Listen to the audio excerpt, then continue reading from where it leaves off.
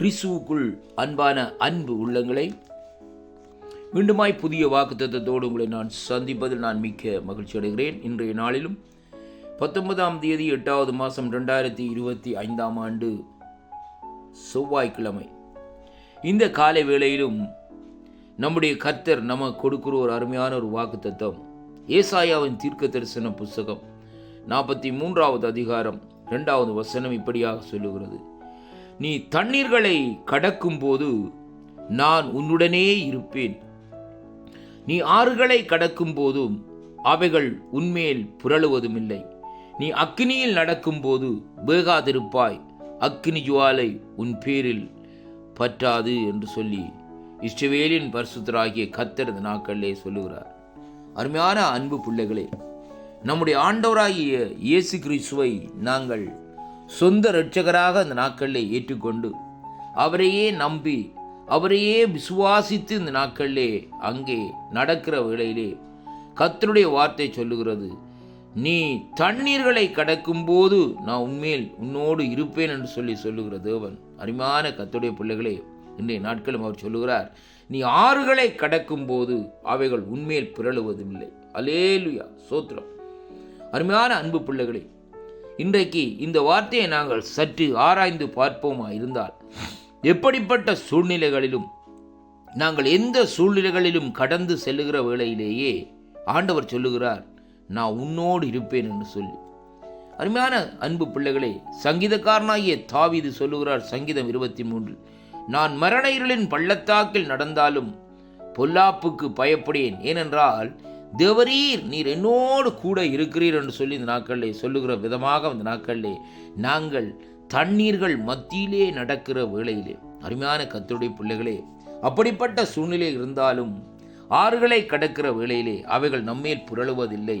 அக்கினியில் நடந்தாலும் இந்த நாட்களிலே அவைகள் அந்த ஜுவாலைகள் நம்மேல் பற்றுவதில்லை என்றால், எப்படிப்பட்ட சூழ்நிலைகளிலே நாங்கள் கடந்து வந்திருந்தாலும் சில வேளைகளிலே நம்முடைய வாழ்க்கையிலே, அதாவது மறக்க முடியாத சம்பவங்கள், மறக்க முடியாத நினைவுகள் ஊடாக, அப்படிப்பட்ட காரியங்கள் ஊடாக இன்றைக்கு நாங்கள் கடந்து வந்து கொண்டிருக்கலாம்.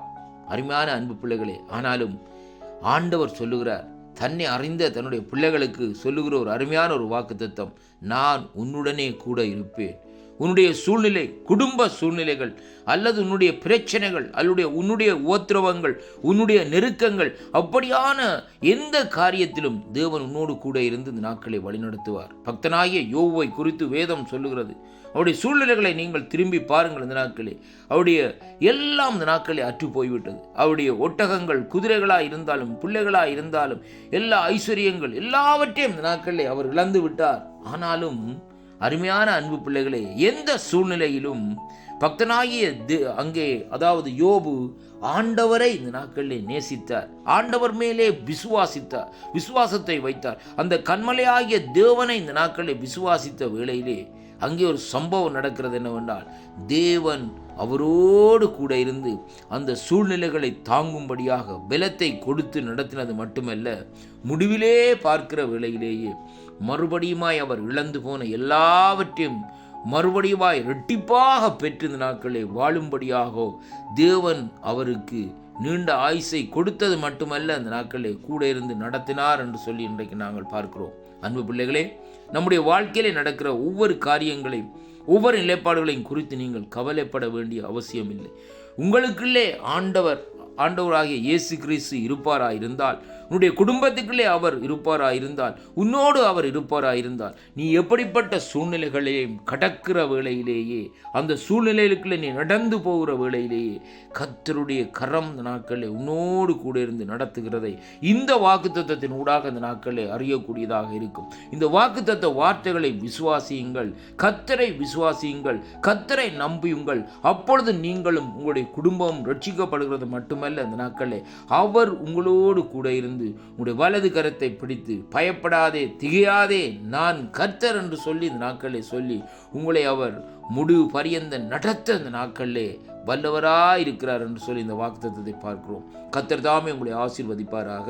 எனக்கு அருமையான அன்பு பிள்ளைகளே, வாக்குத்தத்தங்களை விசுவாசியுங்கள். இந்த கடைசி காலமாக இருக்கிறபடினால் கர்த்தராகிய இயேசு கிறிஸ்து அண்டையிலே திரும்புங்கள். இந்த நாட்களே அவர் உங்களை காக்க வல்லவராய் இருக்கிறார், மனுஷன் அல்ல. அருமையான கர்த்தருடைய பிள்ளைகளே, இந்த வாக்குத்தத்தங்களை உங்களாய் கர்த்தர் இந்த நாட்களில் இந்த காலைவெளியிலே கொடுத்த தேவனை நான் ஸ்தோத்தரிக்கிறேன். கர்த்தருக்கே மகிமையும் கனமும் துதியும் புகழும் உண்டாவதாக. கர்த்தர் தாமே ஆசீர்வதிப்பாராக. ஆமேன், ஆமேன்.